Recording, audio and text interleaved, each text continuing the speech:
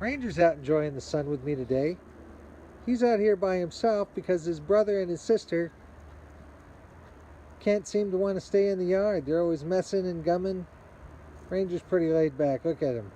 He's there. He's soaking up the sun. Do you know what else is soaking up the sun? Me. I'm soaking up the sun. Here's my 120 watt flexible panel that I have hooked up to the solar generator. Hey, we got a great day here in the Pac Northwest, and I decided to test out the generator, maybe give a update on my solar generator. I haven't had a real chance to use it. So I plugged our freezer into it, which was already cold.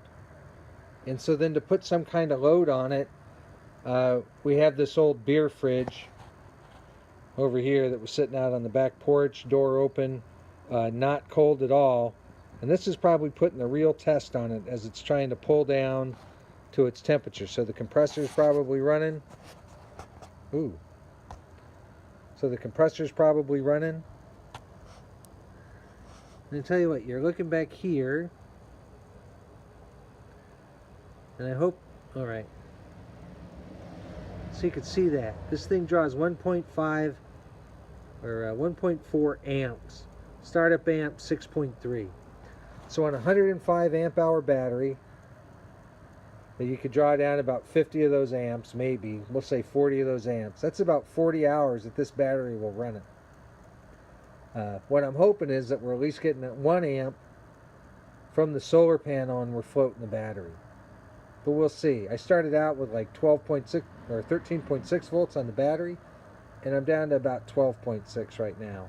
And I'm not going to draw it down below 12 before I start trying to recharge this battery again.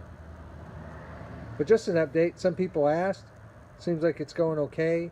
This has been running now.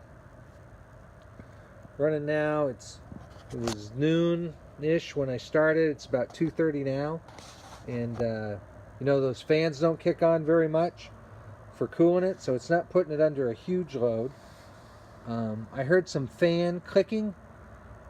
Now what I had done to take care of that was I put the capacitor between the negative lead and the ground.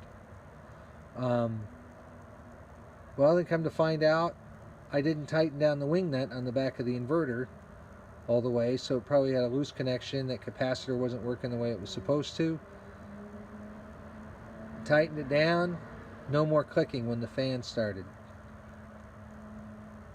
So there you go, there's our update on our 1500 watt, 105 amp hour solar generator.